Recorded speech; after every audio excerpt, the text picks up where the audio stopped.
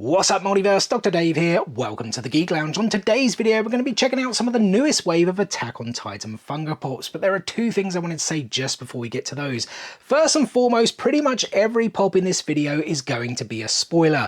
Now, I don't really want to tell you guys to leave my video and come back and watch it later. That's kind of counterproductive, right? But at the same time, I do feel Attack on Titan should really be enjoyed spoiler-free. So I've warned you just so you guys know. Secondly, there is one other AOT Funko Pop I wanted to check out from a previous wave because I finally got it into the collection, and I swear this never released in the UK. I am talking about Annie in the Crystal. I know it was a Hot Topic exclusive in the US and Canada. I got mine from Pop Culture in Australia. Yeah, I swear this never released in the UK. If it did, someone please let me know in the comment section below. And actually, come to think about it, maybe it did go to Forbidden Planet International over here because there isn't one near me at all. But regardless, I finally have it in the collection. I think it was a cool one for them to make. I genuinely think they've done a good job with it. Annie in stasis, in the crystal, propped up with those two torches burning for a light source. If I recall, it's from the scene when Armin visits her after their attack on Liberia, and he's pretty much comparing it to their attack on the walls a few years prior. I will say at first glimpse, I did feel Annie's body maybe seemed a little elongated, but comparing it to other regular pops, it's actually not. Maybe it just kind of looks that way in the crystal, plus she is kind of floating there as well, so maybe that's why it just looks a little weird. But otherwise, as I said, I think Funko have done a good job on this one. The first Annie pop isn't super easy to get now either, so it's certainly a welcome addition to the collection. Not that I don't have that first Annie Funko Pop, I do. I even have it signed by her English VA Lauren Lander. If you ever get the chance to meet her, also ask her about the funny story of the lines she had to record when Annie finally made her return and actually came out of the crystal. Moving on to the latest wave of Attack on Titan Funko Pops then, guys, and first up we have a character finally getting his first Funko Pop. I am, of course, talking about Connie Springer. And it's actually funny because last month we had Anime Con UK in Birmingham and Connie's English VA Clifford Chapin was supposed to attend, but I was gutted because it was literally going to be just a few weeks before both Connie and Himmel from Frieren, another character that he voiced, were going to drop, but then he had to cancel last minute with a promise to come back soon. So hopefully I can get this and the Himmel pop signed when he does return. If you guys saw on the box art, all of this wave are from the final season. In fact, I'm pretty certain they're all from the final 2 episodes.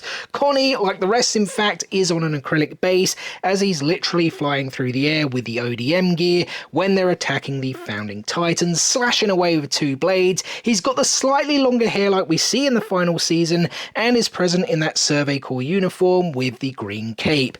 I really like it. So awesome. We finally have Connie in the AOT collection. What's also awesome is that a second character finally gets his first Funko Pop. I'm talking about Jean Kirstein. As I said with Connie, Jean also comes on an acrylic base to give us this dynamic flying through the air pose during the attack on the Founding Titan.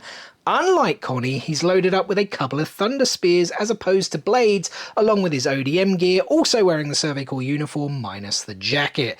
The wavy hair looks good, and I love that stubbly chin strap too. You know, I'm so thankful that Mike McFarland is on the road to recovery following his brain tumor removal surgery. He not only voiced Jean, but was the ADR for the entire AOT dub too. I've met him before, awesome guy, and I hope he does come back to the UK when he's healthy enough. We even spoke about our shared frustration that there was no Jean Pop, but now there is, and he looks pretty awesome. And I guess we're going to go with awesome as the word of the day. That is the exact word I would use to describe this guy. I am, of course, talking about Levi Ackerman. Having said that, did we really need another Levi Funko Pop? I mean, he's actually got to be near the top in terms of having the most Funko Pops for a non-main character. I'm pretty sure he's at number 7 or 8.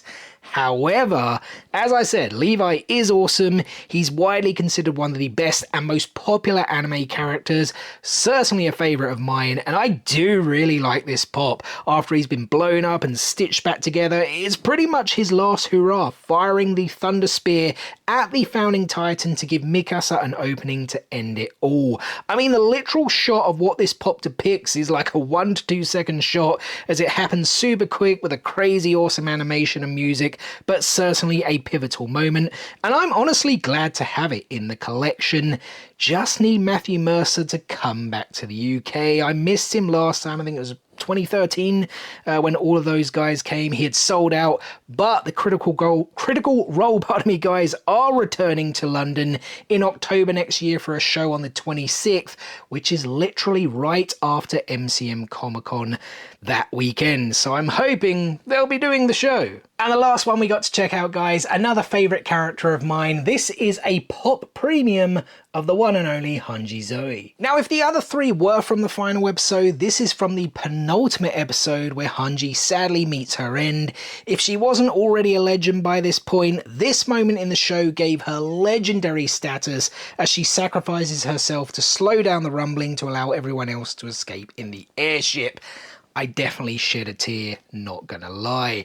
The pop itself is absolutely freaking awesome. There's that word again. As I said, it's a pop premium, so there's a bit more about it. The base, instead of being one of the plain acrylic ones, is essentially made up of both her slashing attacks as well as the steam coming from the wall titans, as well as a bit of rubble. Could they have thrown some blood splatter in there as well? Maybe, but then it might have also been a bit too much. She's proudly donning the Survey Corps uniform of a having ceded command to Armin. The cape is burning from all the steam. We got the blades, the ODM gear, the glasses, and the patch.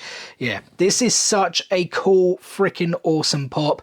I definitely need Jessica Calvello to come to the UK to get a Hanji Zoe pop signed, which would probably be the other one if I'm honest. This one's just too pretty to leave in a box. And there are actually two other pops that were released in this wave that I still need to pick up. One of them is the new Armored Titan, which is actually 10 inches as opposed to the OG one, which is 6. I do actually own all of the OG Titans, apart from the, the black and white Colossal and the glow-in-the-dark female, although to be honest, I'm not really interested in those variants at all.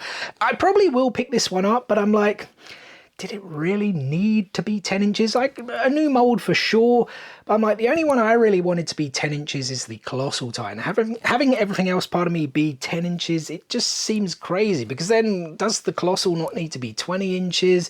Do you guys know what I mean? And there's just one exclusive that's released with this wave, and that is Reiner, who also finally gets his first Funko Pop like Connie and Jean, if we don't count the moment when he meets Eren, where he's in that kind of Malian military uniform. I honestly can't believe it's taken so long for Reiner to get a Funko Pop. Like, he's one of the major characters in the entire show. You know, if we say, you know, like Eren, Mikasa, and Armin are like the three main characters, after that you've probably got to say Levi, but then I would say, like, surely Reiner after that, right? In terms of making an impact, who was there, screen time, all of that. Like, as I said, he's been one of the most major characters in the series. So weird it's taken so long for him to get a Funko Pop, but he is finally here. And in terms of any future AOT releases, I don't believe we've had any leaks. At least I'm trying to remember off the top of my head if Scarlet Joker posted anything. I don't believe he did. I think these were the last leaks that he had sometime towards the end of last year to come this summer. There was, though, wasn't there the Founding Titan, like a big 10-inch Founding Titan that was supposedly going to come. I don't know what happened to that. Would definitely love to see that. In terms of other characters, I know she wasn't massively popular, you know, everything that happened with Sasha, but I'd love to see a Gabi pop, Falco as well. He was part of that Reiner meets Eren moment, but to have his own single pop. Peak, just as like herself, not in Titan form, I definitely want that one. Pixis would be a cool one. Just trying to think of all these characters off the top of my head. I'm sure there are more. Let me know in the comments section below what's an AOT Funko Pop you guys want to see made. Otherwise, guys, that's going to do it for today's video. I really do appreciate you taking time out of your day to watch it. If you did enjoy it, please do give us the thumbs up. It really does help. Make sure to check out some of our other content at the links below. Otherwise, thanks again for watching, and we'll see you on the next one. Peace out, nerds.